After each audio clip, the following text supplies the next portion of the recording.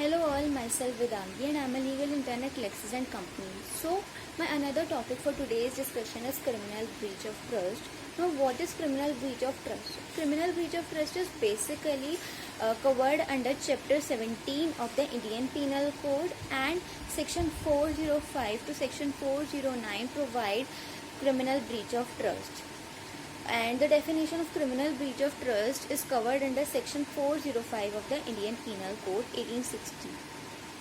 Now, talking about what is criminal breach of trust, then we can say that it is somewhere similar to embezzlement under English law, but the gist of this offense is dishonest misappropriation or converting of another's property for own purpose.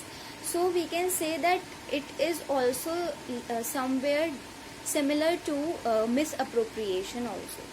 Now, there is a slight difference between misappropriation, dishonest misappropriation, and the criminal breach of trust, that in respect of the criminal breach of trust, the accused is entrusted with the property or with the dominion of control over the property.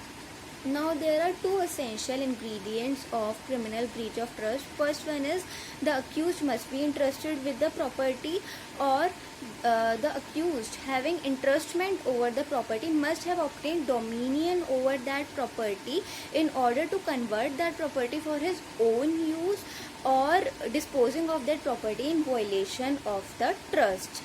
So there are two principal ingredients of criminal breach of trust, that are misappropriation and entrustment. Now, what is entrustment? So basically, entrustment, the word entrustment has been covered under Section 405 of the IPC, and it extends to entrustments of all the types in all the spheres, like entrustment of public servants or clerks or business partners also.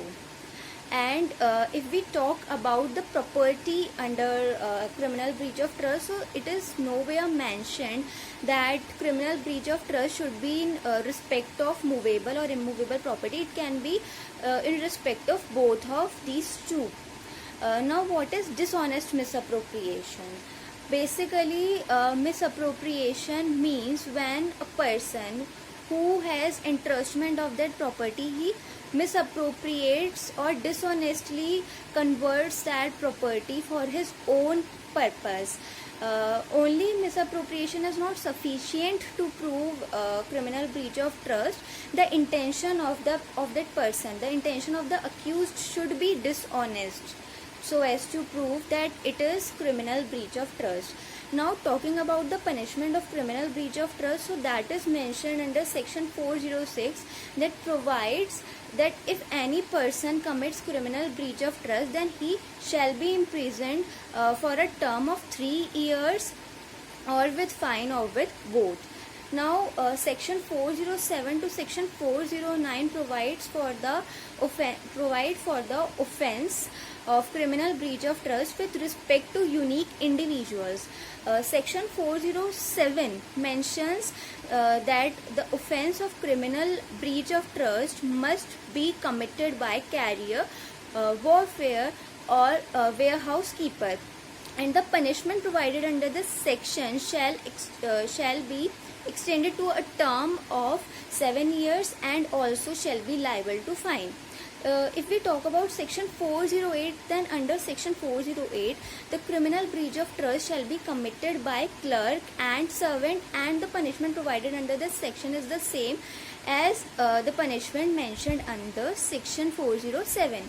And Section 409 states that the offense of criminal breach of trust shall be committed by public servant, banker, brokers, attorneys, factors, and the punishment under this section is for a term of 10 years as well as fine.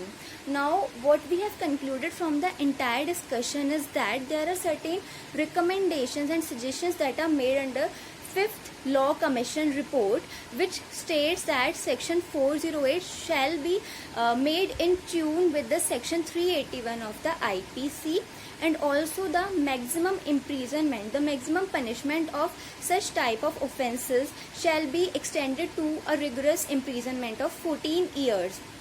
Also, the offence so as to fall under the ambit of the criminal breach of trust, it should fulfill all the essential requirements of section 405 that we have discussed. And the best way to get rid of such type of offences is to educate people regarding these offences, as well as to